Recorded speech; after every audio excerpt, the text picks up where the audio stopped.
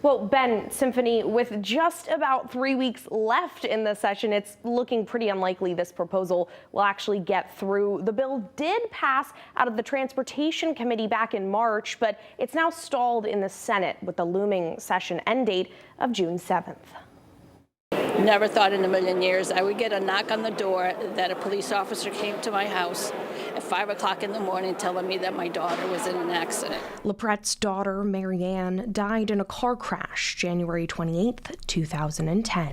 She was killed by a drunk driver. She was a passenger. She was killed. And he came out all okay.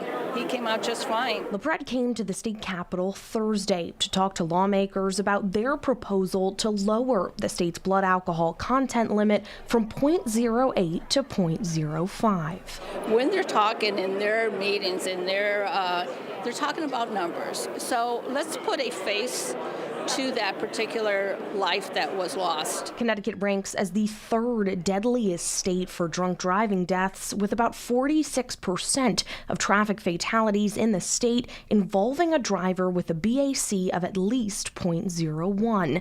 Nationally, drunk driving deaths are only 30% of traffic fatalities. We talk about statistics, and those candles represent 32 individuals that will die today. Currently, Utah is the only other state with a BAC limit of 0.05, but legislators say Connecticut should follow in Utah's footsteps, citing a nearly 20% drop in fatal crashes there since implementing the law. Well, we have an uphill battle if we want to get this passed this year, but I truly believe this conversation is not going away, and I think Connecticut should lead. Proponents are already facing that uphill battle. House leaders on both sides of the aisle saying they don't plan to take action on this measure this session. To suggest that moving it to 0.05 is going to in some way improve Connecticut roadways, I think is sort of the issue here. But supporters say if not this year,